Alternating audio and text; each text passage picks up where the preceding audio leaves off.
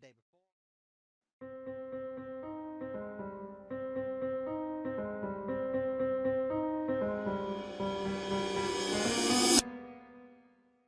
Is rocket science objective? You might be tempted to tell me that this is a dumb question and to say that yes, it obviously is. Being based on mathematically verifiable facts that produce repeatable results, rocket science seems as objective as a field of study can be, at least to us uneducated laypeople. But can a whole field of study really be called objective? Is this even a coherent way to use the word? I guess I can't say for sure that such a use of the word doesn't work.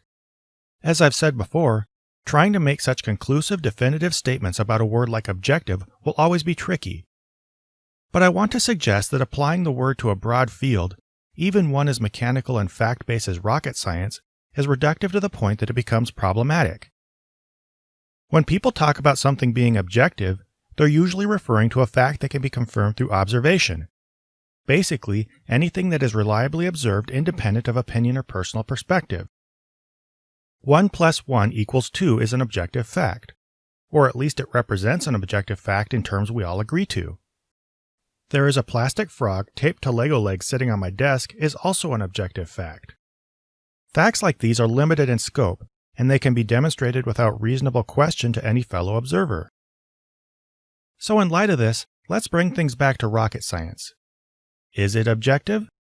Well, it sure seems like it, because scientists can discover a lot of objective truths about things like which shapes of projectiles are most aerodynamic and which combinations of fuel provide the most thrust, and about how to best set a rocket on a desired trajectory. It appears that, while complicated, many of these truths are objective, and the observations arrived at by one rocket scientist can be repeatedly verified by other rocket scientists. And in fact, if they couldn't, the whole field would be pretty useless. But we're still faced with a couple complications. First, all I've really demonstrated is that rocket science encompasses several points of fact that can be called objective. And progressing from that observation to calling the field itself objective moves us into new and linguistically trickier territory.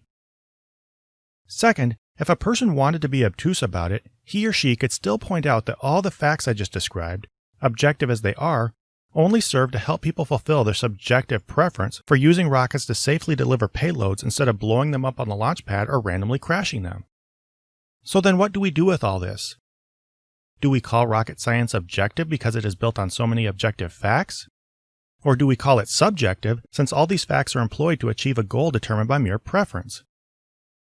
I would say there's a third option, which is that we can quit trying to stretch words like objective and subjective over broad spans of territory that involve complicated mixes of fact, theory, and opinion. And for those of you who didn't see where I was taking this from a mile away, the same can be said for morality. Like rocket science, the meaningful study of morality will uncover many objective, verifiable truths about the consequences of various actions, and we can use our understanding of these consequences to make rules that will both help us form a cohesive society and promote the safety and well-being of as many people as possible. This can be done. But the problem is that just like some dumbass could ask, why is flying rockets better than crashing them? Another dumbass could ask the equally worthless question, why are social cohesion and human well-being better than anarchy and suffering? I would answer either group of people by saying, I can't give you philosophical proof that either is better, but quit asking immature questions like a dumbass. A verifiable fact is objective.